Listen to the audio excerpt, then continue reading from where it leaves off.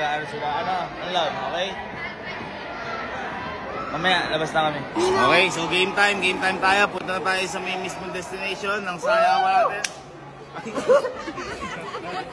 Lakas. Last ng kambal ko. Ito naman, anak ko naman. Okay, the name of the Father, Son, the Holy Spirit, Amen. Lord, paingatan niyo po kami sa event na to. Maraming salamat po sa mga pumunta at pag-ingatan niyo po sila papunta dito at pauwi. Pag-ingatan niyo rin po kami papunta at pauwi. Bigyan niyo po kami ng napakasayang alaala po dito. Bigyan niyo po kami ng napakagandang memories matuto dito. Bigyan niyo po kami ng napakagandang pagkakataon para dito. At maging blessing po ang bawat isa sa bawat isa. Kailangan po in Jesus' name we pray. Amen. So, 1, 2, 3, wait us! 1, 2, 3, wait us! At buong akala ko, nung pagpasok namin, yung mga taong nag-aabang sa amin at nakasalamuhan namin, eh yun na yung bilang nila. Pero nagkamali pala ako dahil habang papunta kami sa mismong pupuntahan namin sa stage na pagsasayawan namin, merong matinding gumulat sa amin. Hindi ko inakala na ganito kadami yung mag-aabang sa amin habang papunta pa lang kami sa mismong pupuntahan namin. Dahil ang sumalubong sa amin ay doble ng nauna.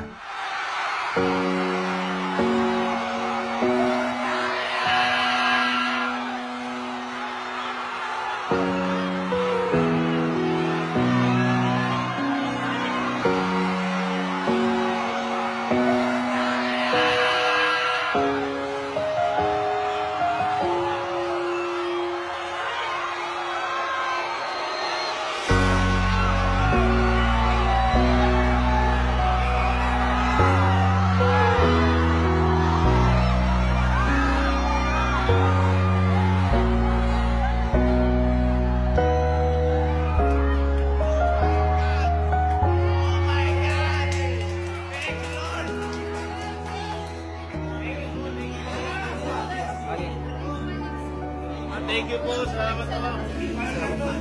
Grabe. Okay ka lang, Sky? Sentence, okay ka lang?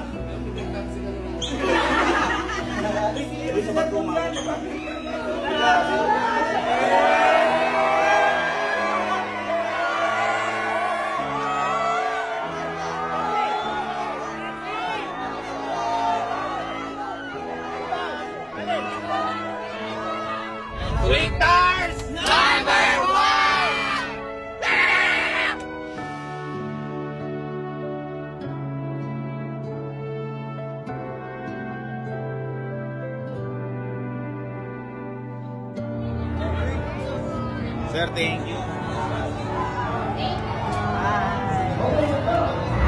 Pwede pa rin ako makapaniwala sa mga nangyayari ngayon. Maraming salamat sa mga taga-Cagayan de Oro. Maraming salamat sa sumusuporta po sa amin. Sobrang sarap po at sobrang taba po ng puso namin ngayon. Maraming salamat po sa inyo ngayon. Sobrang kinakabahan po. At dito, habang nagdadasal ako, mas lalo akong kinabahan. Dahil unti-unti nang nalalapit yung pagharap namin sa mga kababayan natin dito sa Cagayan de Oro. Hindi ko na alam kung ano mararamdaman ko dito. Lalo na nung sinabi ng mga staff namin na sobrang dami talaga nagmamahal sa amin, sa Quicktars family, at sa buong pamilya ko. Kaya pagtungtong ko sa stage, hindi ko na napigilan yung reaction ko. At eto, yung nangyari nung makita ko yung mga nagmamahal sa amin dito sa Cagayan de Oro.